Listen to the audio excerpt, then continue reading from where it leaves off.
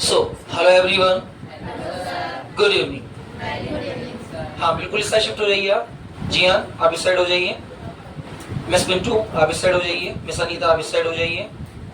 आप इधर शिफ्ट हो जाइए सेकंड पे। Very good. आप पीछे चले जाइए।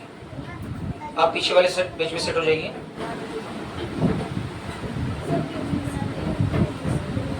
Very good. मिस्टर विक्रम आप भी पीछे वाली सीट पे हो जाइए।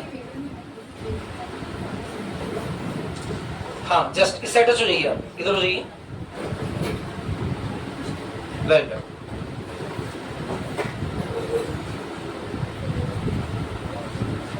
That's very good. So hello everyone, कैसे हैं आप सभी लोग? और लाइफ कैसी चल रही है आप लोगों की? मेरी लाइफ भी बहुत अच्छी चल रही है। आज गर्मी कम है।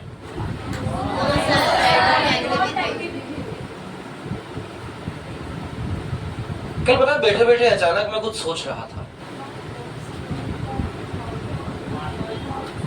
बोलो ना। कल मैं बैठे बैठे अचानक कुछ सोच रहा था। Yesterday I was thinking something when I was sit. मैं सोच रहा था कि क्या हम अलग अलग अंग्रेजी के वाक्यों को एक साथ बोल सकते हैं। I was thinking that can we speak the differential type of the Hindi sentences in English? तो मुझे लगा कि मॉडलिक शब्दों के द्वारा हम अलग अलग वाक्यों को जोड़ सकते हैं। Then I feel that we can join the differential Hindi sentences with the help of modal verbs. कुल चौबीस सहायक क्रियाओं का प्रयोग हम इन शब्दों के लिए कर सकते हैं। Speak out. सॉरी। कुल चौबीस सहायक क्रियाओं का प्रयोग हम इन वाक्यों के लिए कर सकते हैं। We can use 24 types of the helping verb for these sentences.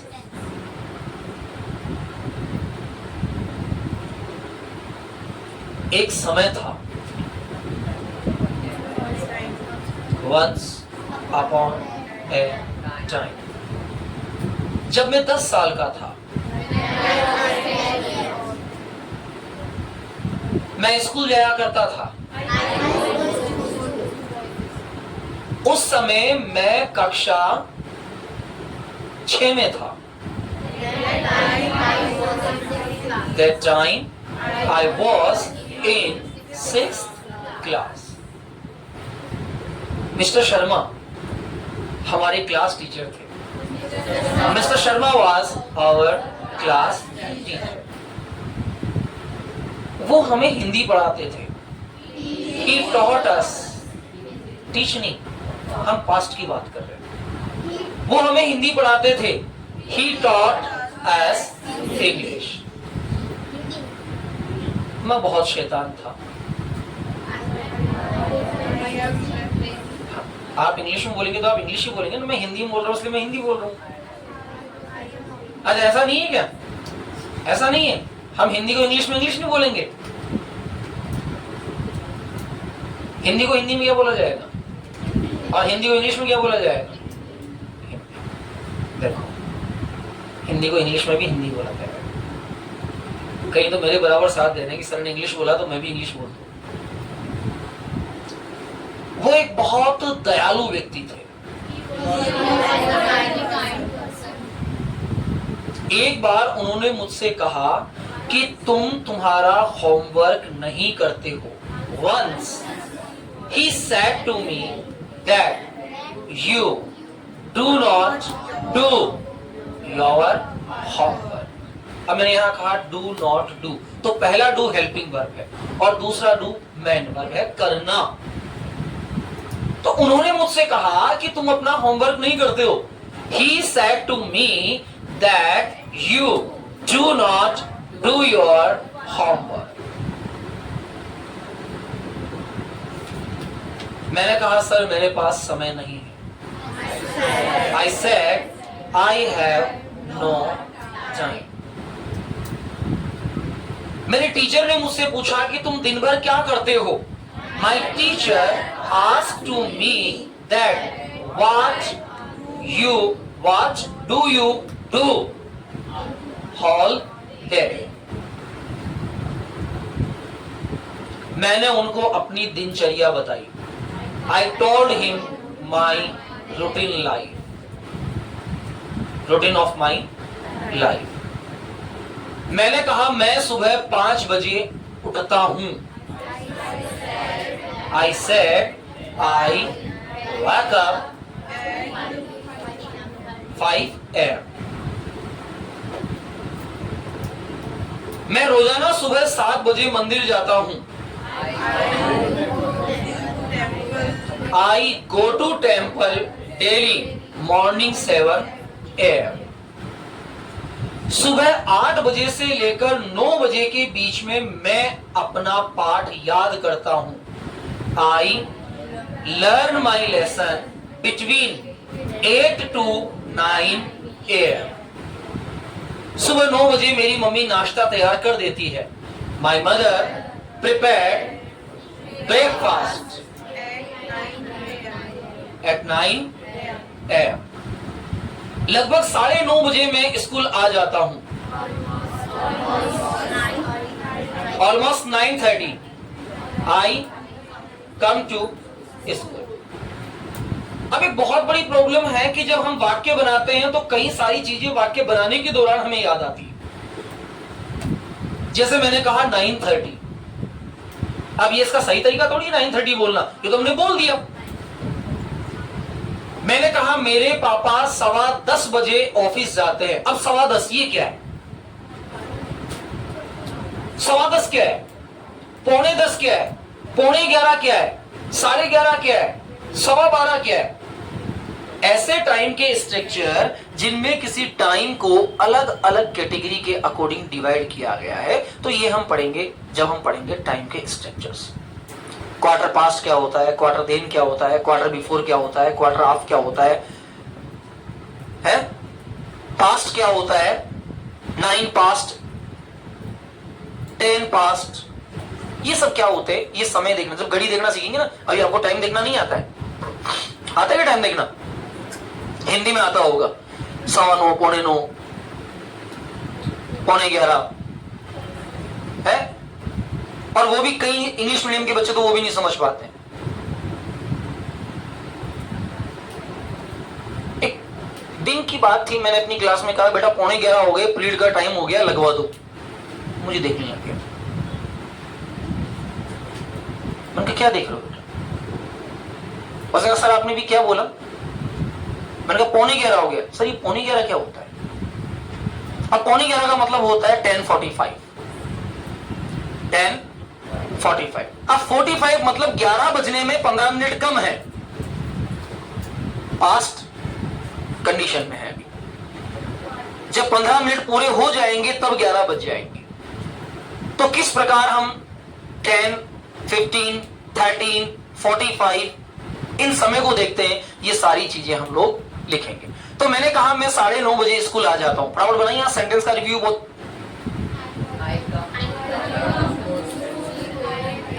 9:30 AM। मैं 3 बजे स्कूल से वापस घर जाता हूं। अब स्कूल से वापस घर जाता हूं मतलब कम। ये तो वही वाली बात हो गई कि 2 लोग इंग्लिश बोलना सीख रहे हैं। इंग्लिश आती है? आती है। पूरी आती है क्या? बिल्कुल पूरी आती है। कुछ भी पूछ लिया जाए, कुछ भी पूछ लिया जाए। तो इसको बुलाओ इधर आ। तो उसने कहा कम हियर। हाँ भाई वास्तव में इंग्लिश आती है इसको। अब इसको वापस भेज, तो वो खुद उसकी जगह चला जाता है, फिर वहां से कहता है कम हियर, फिर उसे एक ही सेंटेंस आता है कम हियर। तो हम यही तो कर रहे हैं अभी। ही कम बैक। अब कम बैक जब एक बार आ गया, आई कम, मैं आता हूं। कम बैक मतलब आप स्कूल जाकर वापस थोड़ी आ जाते हैं। स्कूल में थोड़ा टाइम स्पेंड करते हैं, कुछ समय आपने स्पेंड किया, तो जो टाइम स्पेंड आपने किया उस कम बैक के साथ आप कम बैक यूज नहीं कर सकते। आई रिटर्न, आई बैक। अंग्रेजी में शब्दों की कमी थोड़ी है, कई सारे शब्द है। तो आप कहेंगे I come I return from school at 3 PM. शाम को 4 बजे से 6 बजे के बीच में मैं क्रिकेट खेलता हूं. I play cricket between 4 to 5 PM. 12 बजे के बाद पास्ट मेरिडियन होता है और 12 बजे के पहले का टाइम आफ्टर मेरिडियन होता है. तो past meridian and after meridian का मतलब होता है अपराह और पूर्वाह. पूर्वाह मतलब पहले का समय, अपराह मतलब बाद का समय. AM मतलब दिन के 12 बजे के पहले का समय और रात के 12 बजे के बाद का समय AM होता है आफ्टर मेरिडियन. 12:01 दिन से लेकर रात के 11:59 तक का टाइम जो होता है ये होता है PM पास्ट मेरिडियन. मतलब सूर्य उदय, सूर्य जब मध्य में हो जाता है तो उसके बाद का टाइम अपराह. पूर्वाहन पूर्व का समय, 12 बजे के पहले का समय पूर्वाहन. शाम को 7 बजे मैं टीवी देखता हूं. I watch TV at 7 PM. 7 बजे देखता हूं, 4 से 6 खेलता हूं, 1 घंटे टीवी देखता हूं. अब इस पूरे वाक्यों के ग्रुप के दौरान कुछ चीजें जो हमारे सामने नहीं आई थी, उन नई चीजों को हम देखेंगे. एक तो किसी भी व्यक्ति की विशेषता. मैंने कहा हमारे सर बहुत दयालु हैं. मैंने क्या कहा? हमारे सर बहुत दयालु है. रवि बहुत बेकार लड़का है. मोहन बिल्कुल 3rd क्लास आदमी है. अब देखो 3rd क्लास, कोई क्लास है क्या? ये कोई वर्क है क्या?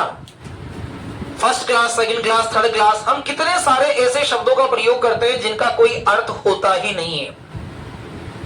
तो मैं यहां बता रहा हूं किसी व्यक्ति का गुण अथवा किसी व्यक्ति की विशेषता. Speciality, quality, virtue. वर्च्यू क्या होता है? गुण. तो यदि मुझे किसी व्यक्ति के गुण के बारे में बताना है, किसी व्यक्ति की स्पेशलिटी के बारे में बताना है, किसी व्यक्ति के किसी विशेषता के बारे में बताना है, तो यहां बी वाले अंकल काम करते हैं. कौन से वाले अंकल काम करते हैं? बी वाले. बी इंग्लिश का बहुत बड़ा दादा होता है. Be is the don of the English. Be is the don of the English. क्योंकि इसके पास इंग्लिश की 5 सबसे मजबूत फॉर्म होती है. Is, am, are, was, were. इन 5 फॉर्म के बिना तुम्हारा वर्तमान भी खराब है और तुम्हारा भूतकाल भी खराब है. क्योंकि ये 5 फॉर्म मैक्सिमम काम आती है. एक्शन प्लस आईएनजी के साथ तो काम आनी ही आनी है. लेकिन जब हम लोग सिंपल इंडेफिनेट के स्ट्रक्चर प्रिपेयर करते हैं तो वहां भी इस फॉर्म का उपयोग में आना बहुत ज्यादा जरूरी होता है. अब करना कुछ नहीं है, बस बी के पहले सब्जेक्ट को जान लो और बी के बाद ऑब्जेक्ट को जान लो. ये हो गया गुण और विशेषता. ये क्या हो जाती है? गुण और विशेषता. सब्जेक्ट को पहले बोलो. मैंने कहा मिस्टर गोपाल बहुत दयालु है. अब दयालु, काइंडनेस, दयालुता, और काइंड यानी दयालु. गरीब है, अमीर है, लोभी है, पागल है, भोले हैं, इनोसेंट, चालाक हैं, होशियार हैं, बुद्धिमान हैं, वाइज. अलग अलग गुण होते हैं. अब मैं कह रहा हूं कि वह बहुत दयालु है, तो वह को मैं क्या कहूंगा? ही. वह को मैं क्या कहूंगा? ही. अब दयालु है, अंत में क्या आ रहा है? है आए तो क्या लगाते हैं? Is, am, are. थे आए तो क्या लगाते हैं? Was, were. ग आए तो क्या लगाते हैं? शाल और विल. अब यहां कौन दिया गया है? है दिया गया है तो इज, एम, आर आएगा ना. अगर आदमी एक है तो इज आएगा, अगर एक से ज्यादा है तो आर आएगा, और अगर मैं खुद की बात कर रहा हूं, आई की बात कर रहा हूं, तो यहां क्या आएगा? एम आएगा. अब मैंने कहा कि वह दयालु है. ही इज, ये बन गया दयालु वाला सेंटेंस. तुम क्या सोचते हो? मिस्टर रवि दयालु है. What do you think? Mister Ravi is kind. बोलना पड़ेगा ना मुझे, सेंटेंस वहां बनेगा ना. तुम क्या सोचते हो? तुम बुद्धिमान हो? What do you think? You are wise. तुम क्या सोचते हो? केवल तुम ही होशियार हो? What do you think? Only you are intelligent. तुम क्या सोचते हो? मैं पागल हूं? What do you think? I am mad. देखो, स्पेशल कैटेगरी के जब सेंटेंस बनाए जाते हैं तो इस प्रकार की वाक्यों का यूज किया जाता है। अब यहां मैं बोल रहा हूं ही इज काइंड, इसका मतलब क्या हो गया? वह दयालु है। ही इज पुअर, इसका मतलब क्या हो गया? वह गरीब है। ही इज रिच, इसका मतलब क्या हो गया? वह अमीर है। ही इज ग्रीडी, इसका मतलब वह लोभी है, लोभी। ही इज मैड, इसका मतलब क्या हो गया? वह पागल है। ही इज इनोसेंट, इसका मतलब क्या हो गया? वह भोला है। ही इज क्लेवर, इसका मतलब क्या हो गया? ही इज इंटेलिजेंट, इसका मतलब क्या हो गया? वह होशियार है। और ही इज वाइज, इसका मतलब क्या हो गया? वह बुद्धिमान। अब समझ कर देखिए, मैं बुद्धिमान, मैं दयालु हूं, आई एम काइंड। मैं दयालु नहीं हूं। क्या मैं दयालु हूं? क्या मैं दयालु नहीं हूं? अब सर ये तो किसी टेंस में हमने पढ़ा ही नहीं। बेटा दुनिया टेंस से शुरू होकर टेंस पे खत्म नहीं होती है। हमारे दिमाग में बहुत बड़ा हवा अंग्रेजी वाले गुरुजी ने भर दिया है। इंग्लिश वाले गुरुजी ने इतना बड़ा हवा भर दिया है कि जिसको टेंस नहीं आता उसका तो पैदा होना ही बेकार। तुम काहे धरती पे आए हो भैया? मतलब ही नहीं है तुम्हारा। और ये टेंशन इतनी ज्यादा हाइपर हो जाती है कि हम अगर उसको सीखना चाहें तो भी नहीं सीख पाते। अब मैं कौन सा टेंस लगा रहा हूं मुझे खुद नहीं पता। यहां मैं लगा रहा हूं यहां एक ऐसा रूल जो किसी स्पेशलिटी, किसी क्वालिटी, किसी वर्च्यू, किसी एबिलिटी, किसी कंडीशन को शो कर रहा है कि किसी व्यक्ति की इस स्थिति के बारे में हम क्या जान सकते हैं। अब मैं यहां कह रहा हूं कि वह दयालु है। अब मुझे क्या फर्क पड़ रहा है कि मुझे टेंस आते कि नहीं आते हैं यार? अच्छा तो सर फिर वो 12 स्ट्रक्चर याद नहीं करने, निकाल दूंगा बाहर। अगर किसी ने 12 स्ट्रक्चर याद नहीं किए तो याद करने है ना। हाँ, वह दयालु है। वह दयालु नहीं है। क्या वह दयालु है? क्या वह दयालु नहीं है? तुम्हारे पिताजी दयालु हैं। तुम्हारे पिताजी दयालु नहीं है। क्या तुम्हारे पिताजी दयालु हैं? क्या तुम्हारे पिताजी दयालु नहीं है? मेरे पिताजी तो दयालु नहीं है, लेकिन क्या तुम्हारे पिताजी दयालु हैं? My father is not kind, but is your father is kind? अब ये लड़ाई वाली बात होगी।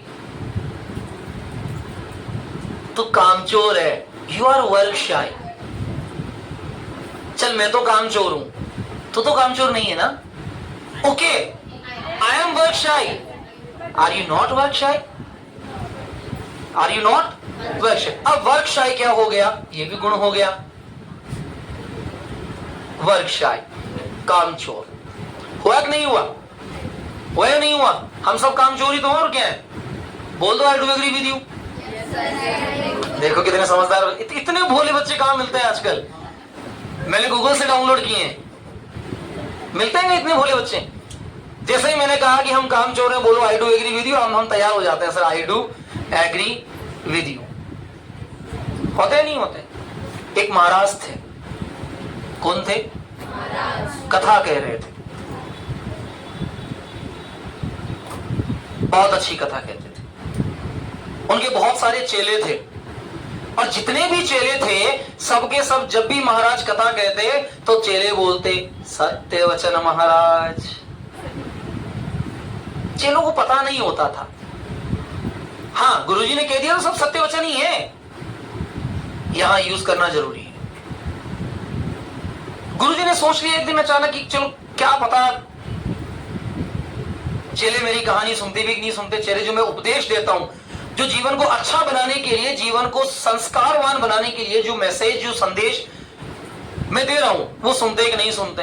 तो गुरुजी ने कहा कि एक मक्खी जो थी वो 40 सालों से बर्फ के नीचे दबी हुई थी। कितने सालों से? चेलों ने क्या कहा? सत्य वचन महाराज। 40 साल के बाद अचानक उसे भूख लगी। he feel appetite after 40 years. चेलों ने क्या कहा? सत्य वचन महाराज। वो वहां से उड़कर एक मेडिकल शॉप पर आई और वहां से उसने 2 किलो गुड़ की एक डली उठा ली। चेलों ने कहा सत्य वचन महाराज। अब महाराज को गुस्सा आ गया। महाराज ने उठाई छड़ी और सभी को धो दिया। नारायण को चलो मक्खी 40 साल बर्फ में दब गई, कोई बात नहीं, स्पेशल पावर वाली होगी। 40 साल के बाद भूख लगकर वहां आ गई, ये भी स्पेशल पावर होगा। लेकिन मेडिकल की दुकान पर गुड़ कब से मिलने लग गया?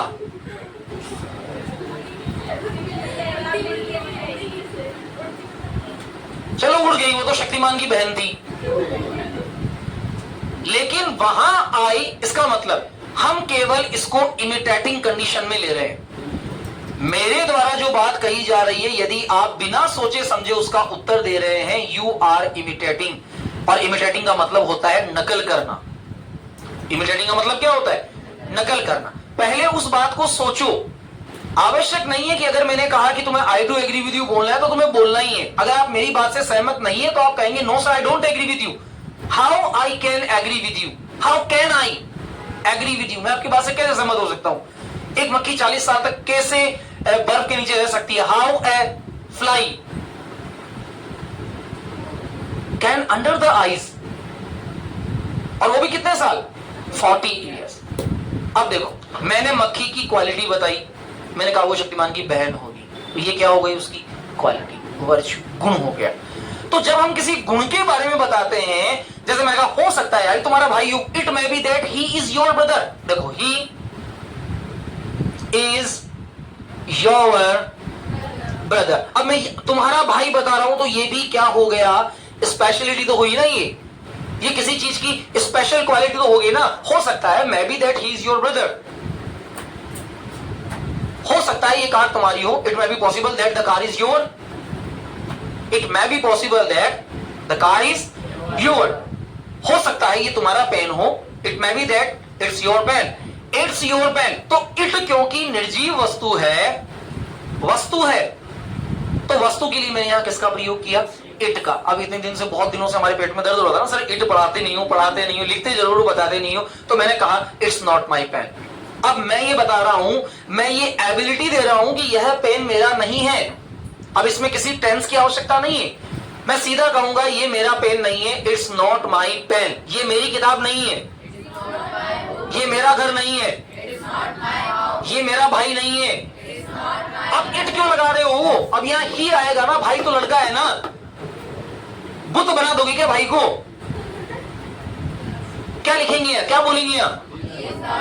He is not my brother. ये मेरी बहन नहीं है, यह मेरी स्कूल नहीं है। This is not my school. ये मेरे अंग्रेजी का टीचर नहीं है। He is not my English teacher. ये मेरे हिंदी का टीचर नहीं है। He is not my Hindi teacher. ये मेरा दोस्त नहीं है। He is not my friend. ये बुद्धिमान नहीं है, पागल है। तुम क्या समझ रहे हो? ये बुद्धिमान है। What do you think? He is intelligent? No, he is mad.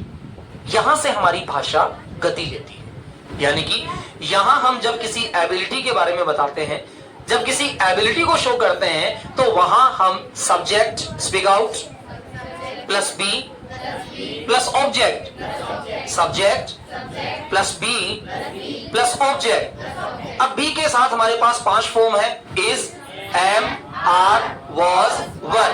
जहां प्रेजेंट कंडीशन में है के साथ वाक्य बनाना हो वहां क्या लेंगे? Is, am, are. और जहां पास्ट कंडीशन में वाक्य बनाना हो वहां क्या लेंगे? Was, were. क्लियर हो गया? यह तुम्हारी दुकान नहीं है, ये तुम्हारे पापा का घर नहीं है, यह तुम्हारी स्कूल नहीं है, ये तुम्हारा भाई नहीं है, यह अच्छा इंसान नहीं है, ये बहुत भोला इंसान है। ही इज वेरी, अरे भोला इनोसेंट होता है, काइंड कब से होने लग गया? भोला कौन होता है? इनोसेंट। एक आइटम नहीं पढ़ी क्या? No pain and no gain, innocent have nothing to fear. भोले का भगवान होता है, उसे किसी चीज से डर नहीं होता है। होता है कि नहीं होता है? इंग्लिश में एटमिक वर्ड है ये। No pains and no gains, innocent have nothing to fear. सत्य बात यह है कि बिना मरे स्वर्ग नहीं दिखता है। अगर स्वर्ग देखना है तो मरना पड़ेगा, स्वर्ग देखना है तो मरना पड़ेगा, लेकिन भूलेगा भगवान होता है। बिल्कुल वैसे ही जैसे इंग्लिश को स्पीक आउट करनी है, फ्लो में लाना है, तो रेगुलर इसकी प्रैक्टिसिंग करनी पड़ेगी और रेगुलर इसको बोलना ही पड़ेगा। अगर नहीं बोलेंगे तो फिर हम इसमें पीछे रह जाएंगे। मैंने कहा तुम्हारा भाई बहुत दयालु है, किसान बहुत गरीब है, अनिल अंबानी बहुत अमीर है, वह बहुत लालची है। अब वेरी लगा तो कोई दिक्कत नहीं, लालची है तो ग्रीडी, और बहुत लालची है तो वेरी ग्रीडी। वह पागल है, वह बहुत भोला है, ही इज वेरी, वह बहुत चालाक है, वह बहुत होशियार है, वह बहुत बुद्धिमान है, वह बुद्धिमान नहीं है, वह दयालु नहीं है। क्या वह दयालु है? Is he kind? क्या वह दयालु नहीं है? क्या तुम दयालु हो? Are you kind? क्या तुम दयालु नहीं हो? मैं दयालु हूं लेकिन मेरा भाई दयालु नहीं है। I am kind but my brother is not kind. मैं होशियार हूं लेकिन मेरा दोस्त होशियार नहीं है। I am intelligent but my friend is not intelligent. तुम चालाक हो लेकिन मैं चालाक नहीं हूं। You are clever but I am not clever.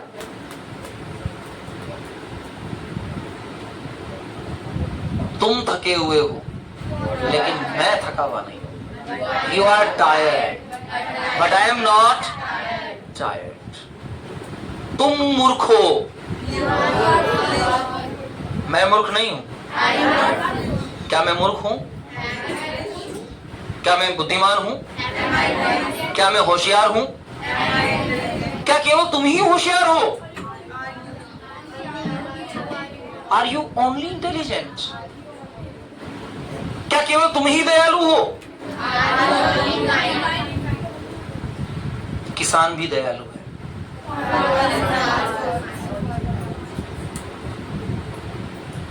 वह बेईमान है,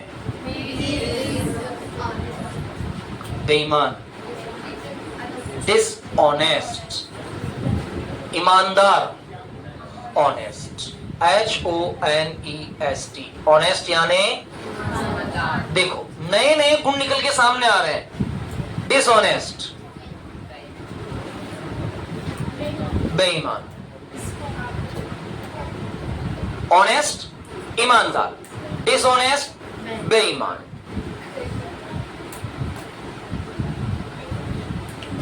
भारत में ज्यादातर लोग ईमानदार हैं। The most people in India are honest. मैं बेईमान नहीं हूं, तुम भी बेईमान नहीं हो। कुछ लोग बेईमान हैं। Have understood? Open your copy and write the box number 70. 16 तक तो कल कंप्लीट हो गए थे ना? 16 कंप्लीट थे ना कल? बॉक्स नंबर 17 बेटा टोटल 25 बॉक्स चलेंगे भी। बॉक्स नंबर 17, बॉक्स नंबर 17 डाल दीजिए। Subject plus be plus object, subject plus be plus object, subject plus be plus object.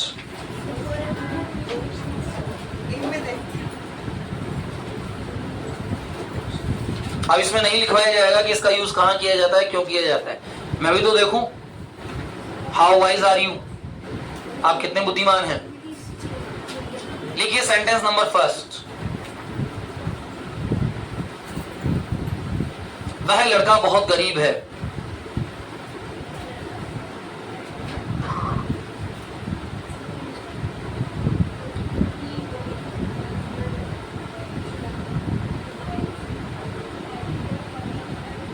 Gopal एक ईमानदार किसान है।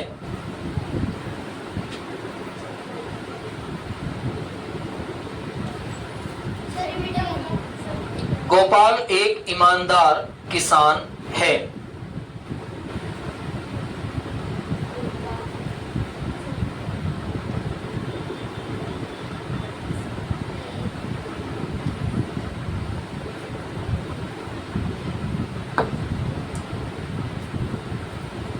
रवि एक अमीर लड़का है लेकिन रवि का छोटा भाई गरीब है। रवि एक अमीर लड़का है। रवि एक अमीर लड़का है। रवि एक अमीर लड़का है लेकिन रवि का छोटा भाई गरीब है। हाँ, पर हो सकता है, लेकिन ज्यादा बेटर है। लेकिन हाँ बेटा, सर के कान बहुत कमजोर हैं, वो लास्ट की बात को भी अपने कानों को बंद करके सुन सकते हैं। लेकिन रवि का भाई बहुत गरीब है। हमारी कक्षा में कुछ विद्यार्थी बहुत चालाक हैं। हमारी कक्षा में कुछ विद्यार्थी बहुत चालाक हैं। हमारी कक्षा में कुछ विद्यार्थी बहुत चालाक हैं।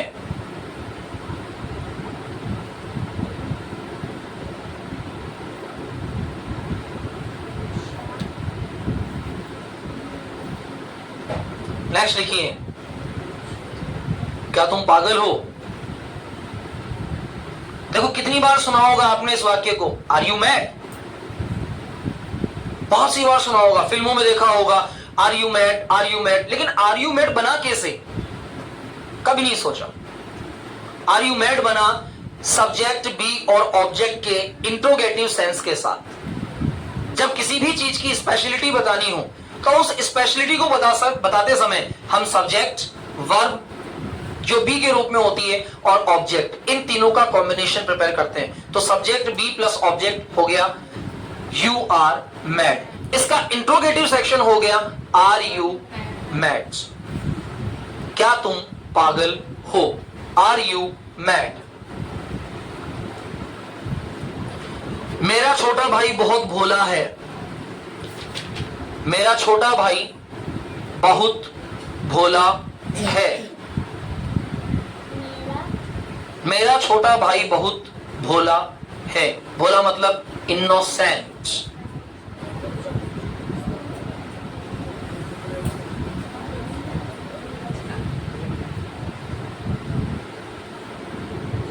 मिक्स ऑफ सेंटेंस लिखिए।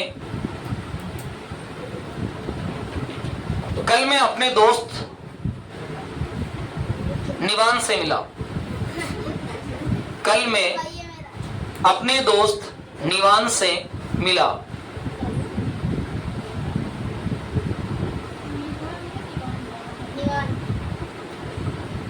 वह बहुत बुद्धिमान लड़का है।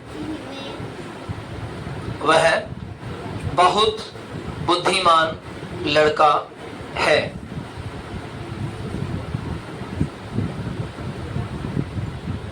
लेकिन वह बहुत बदमाश है। लेकिन वह बहुत बदमाश है।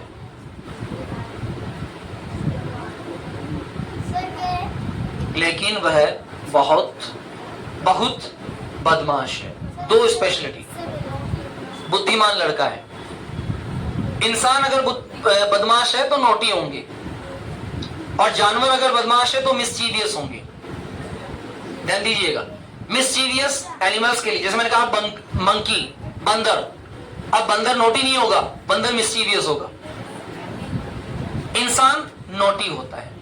लेकिन अगर वही नोटी वर्ड बहुत ज्यादा बदमाशियों के साथ आता है, ऐसी बदमाशियां जो जानवर भी नहीं करते हैं, तो हम एब्यूज वर्ड के रूप के अंदर मिसचीवियस वर्ड का यूज कर सकते हैं। लास्ट में सीखेंगे गालियां कैसे देते हैं इंग्लिश में, वो सबसे लास्ट में, ना तुम बीच में देना सीख जाओगे। नेक्स्ट वर्ड लिखिए, मैं एक ईमानदार लड़का हूं। मैं, बेटा साथ के साथ लिखिए आप ताकि पीछे ना रहे। मैं एक ईमानदार लड़का हूं,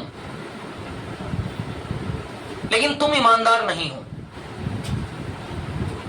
अब यहां यह मत कर देना you are not dishonest, you are not honest. अगर यू आर नॉट ऑनेस्ट नहीं लिखना चाहे तो हम कह सकते हैं यू आर डिसऑनेस्ट। इसका मतलब भी वही निकलेगा, क्योंकि जब आप इंग्लिश बोल रहे होंगे तब कोई पूछने वाला नहीं है कि आपने यहां नॉट ऑनेस्ट क्यों नहीं लगाया, क्योंकि डिसऑनेस्ट का मतलब यही होता है। हमारा अगला टर्न है वोकैब पावर।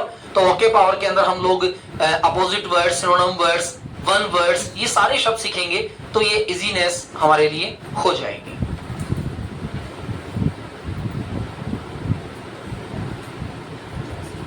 Have done? लिख दिए सारी इन दी सेंटेंस। चलिए अब 5 वाक्य मैं आपसे पूछता हूं, उसके बाद हमारा structure of the sentence change हो जाएगा। पहला वाक्य, क्या तुम गरीब हो? क्या तुम ईमानदार हो? क्या तुम बुद्धिमान हो? क्या तुम भोले हो? क्या तुम ईमानदार हो? क्या तुम बेईमान हो? क्या तुम लालची हो? क्या तुम पागल हो? क्या तुम भोले हो? क्या तुम चालाक हो?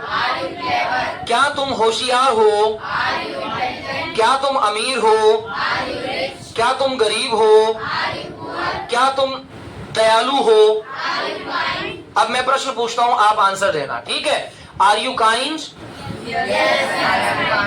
Yes I am. अब इसके साथ आप जोड़ोगे and I think that a person should be dash dash dash. बोल के देखिए, एंड आई थिंक,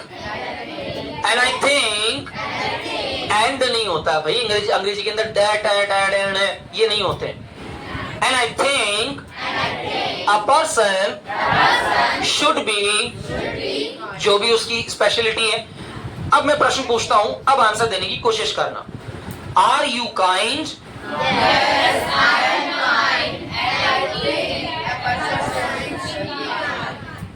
तो जहां आप कहते हैं कि होना चाहिए वहां आप लिखेंगे अ पर्सन शुड बी, बोलेंगे। और जो चीज नहीं होनी चाहिए, जैसे मैंने पूछा आर यू डिसऑनेस्ट, क्या तुम बेईमान हो? No I am not dishonest and I think a person should not be. तो यहां शुड के साथ क्या आ जाएगा? जो नेगेटिव सेंस है वो नेगेटिव है ना। जैसे मैंने पूछा आर यू मैड, क्या तुम पागल हो?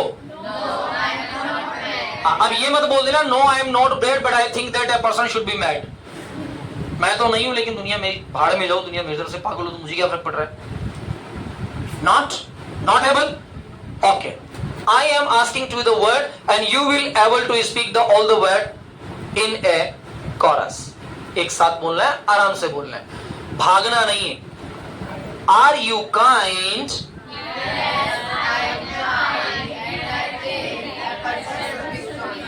Are you poor?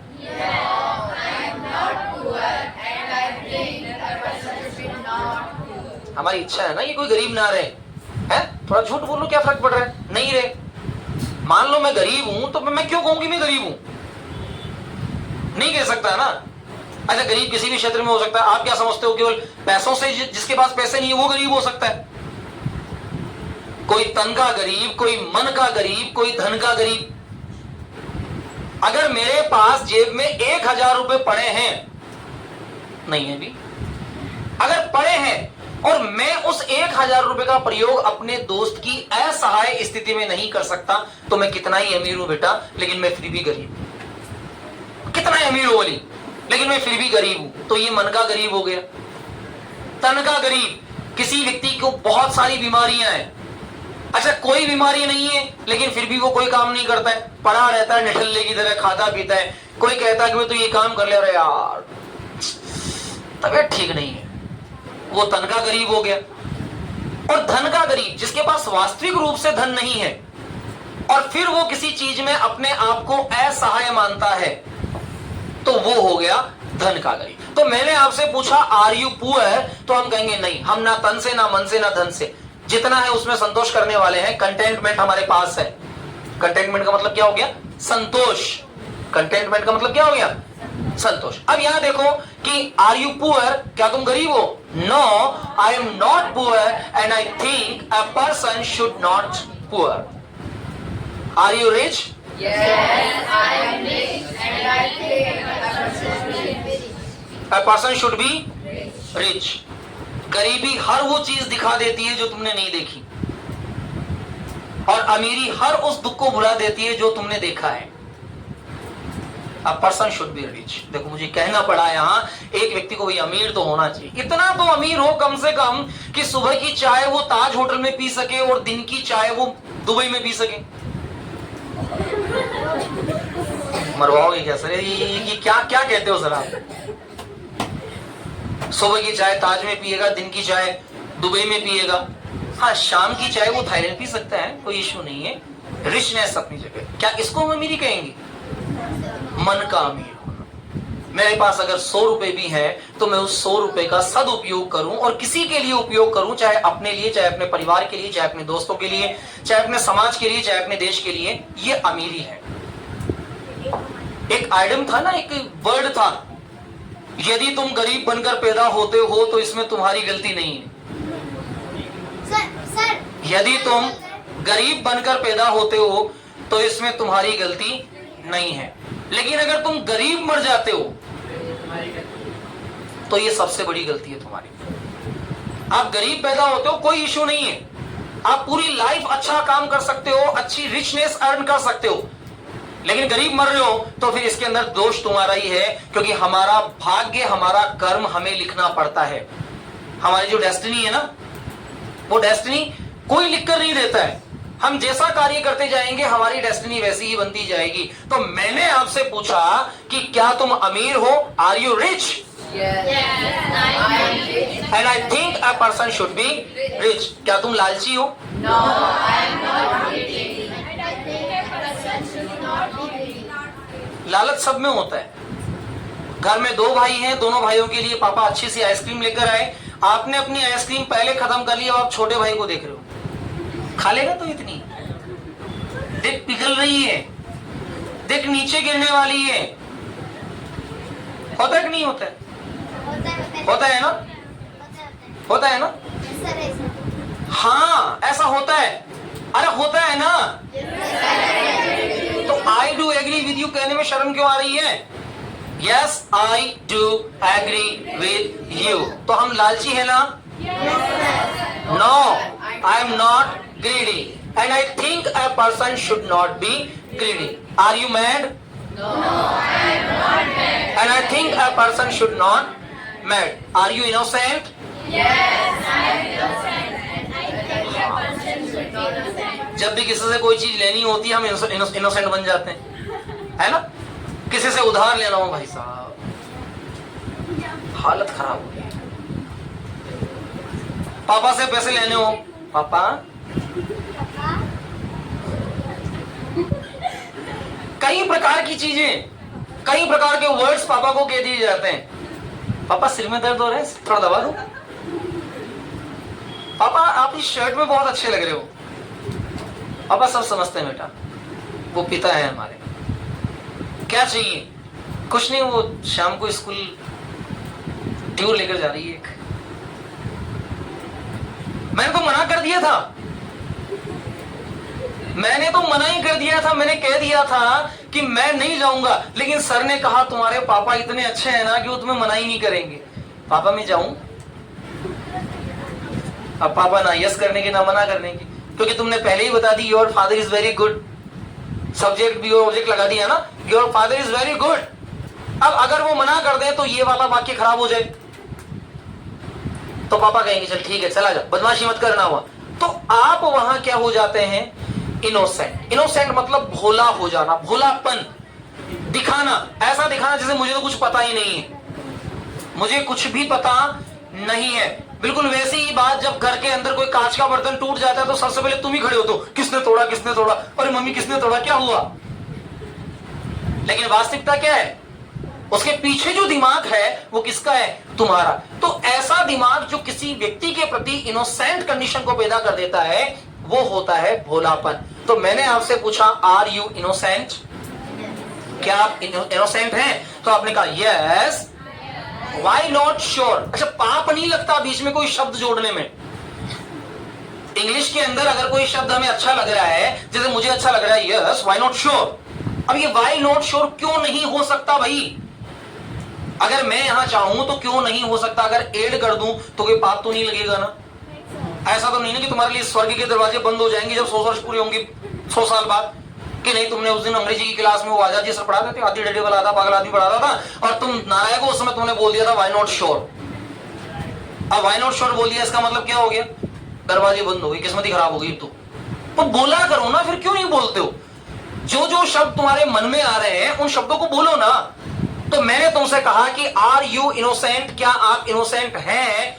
Yes. Why not sure? I am innocent and I think a person should innocent. Are you clever? Are you clever? क्या आप चालाक हैं? हाँ, हम चालाक हैं। हम चालाक क्यों नहीं है? हम चालाक क्यों नहीं है? पापा शाम को 1 किलो काजू कतली लाए, उसके अंदर 36 पीस आए थे, सुबह 34 रह गए। फिर पापा को जाकर गिन के बताओ कि पापा 34 लाए थे ना। अब ये इनोसेंटनेस नहीं है, ये क्या है? क्लेवरनेस। ये क्या है? क्लेवरनेस। तो मैंने आपसे पूछा कि क्या आप क्लेवर हैं? Are you clever? तो आप कहेंगे yes I am clever and I think a person should be clever. अगर आपको लगता है कि आप क्लेवर नहीं है तो आप कह दीजिए no I am not clever and I think a person should be not clever. चलिए, क्या आप इंटेलिजेंट हैं? Are you intelligent? Yes I am intelligent. अब यहां बात आती है कि आप बड़ी बड़ी डींगे हाँक रहे हैं, मैं इंटेलिजेंट हूं, मैं बुद्धिमान हूं, मैं क्लेवर हूं, मैं इनोसेंट हूं, मैं ये हूं, मैं फलाना, मैं ढींका, सब कह रहे हैं ना। तो भाई क्या तुम इतने घमंडी होगे कि तुम तो अपने बारे के अंदर इतना कह रहे हो? घमंड लगेगा ना। अगर मैं अपने बारे में कह रहा हूं कि मैं इंटेलिजेंट हूं तो ये मेरा घमंड दिखा रहा है। तो इस घमंड को नहीं दिखाने के लिए हम कहते हैं without being boastful. Speak out. Speak out again. Speak out again. Without being boastful. अब विदाउट बीइंग बॉस्टफुल का मतलब होता है इसमें घमंड करने वाली बात नहीं। I am clever but without being boastful and I think a person should be clever. यहां से भाषा बनती है, यहां से लैंग्वेज एक शब्द से दूसरे शब्द में, एक वाक्य से दूसरे वाक्य में ऐड होती है। तो मैंने कहा आर यू इंटेलिजेंट? क्या आप इंटेलिजेंट हैं? तो मैं कहूंगा yes I am intelligent without being boastful and I think a person should be intelligent in his life. एक व्यक्ति को अपने जीवन में इंटेलिजेंट होना ही चाहिए। Are you wise? क्या आप बुद्धिमान हैं? Yes, I am wise and I think a person should be wise in his life. I am wise without being boastful. अच्छा, without being boastful बाद में नहीं बोल सकते, नहीं बोल सकते। आप अगर कह रहे हो कि आप वाइज हैं, आप बुद्धिमान हैं, तो आप बुद्धिमान के साथ ही कहेंगे without being boastful। किसके साथ कहेंगे? किसके साथ कहेंगे? जो स्पेशलिटी आप बता रहे हैं, जो वर्चू, जो गुण आपका है, उस गुण के साथ आप कह सकते हैं विदाउट बीइंग बॉस्टफुल। या हर उस चीज के लिए जहां आपको घमंड है। जैसे मैंने कहा ये शर्ट तुम जानते हो, सिंपल शर्ट नहीं है, 6000 की खरीदी है। अब देखो मैंने अपना अहंकार दिखा दिया। होता है ना हमारे इंडिया के अंदर ये स्पेशलिटी, क्वालिटी हमारी, कि अगर किसी ने किसी चीज की बड़ाई कर दी तो हम फौरन उसका प्राइस टैग सामने ला देते हैं। अरे यार पेन बहुत अच्छा लग रहा है, 300 का है, लो साहब। हमने क्या किया? प्राइस टैग पहले बता देते हैं। यार मोबाइल बहुत बढ़िया लिया, 15,000 का लिया। उसने पूछा क्या तुमसे कितने का लिया? तो आप पहले प्राइस टैग क्यों बताते हैं? आप नई ड्रेस पहन के गए और यार कितनी शानदार ड्रेस लग रही है, इतनी बढ़िया ड्रेस लग रही है, रिलायंस वाले मॉल से लिए, 9,000 रुपए दिए। I have spent 9,000 rupees and I bought this dress from the Reliance Mall. What do you think? It's a simple dress? No. अब ये यहाँ की भावना क्या हो गई हमारी? अहंकार वाली। थोड़ा सा अहंकार, थोड़ा सा गर्व, थोड़ा सा घमंड वाला भाव मेरे मन में आ गया, तो मैं यहाँ कहूंगा विदाउट बीइंग बॉस्टफुल। कल की क्लास हम लोग विदाउट बीइंग बॉस्टफुल के आगे से लेंगे, तो हम यहाँ ध्यान रखें। ठीक है, आज के लिए इतना ही। Thanks for class and nice to meet you.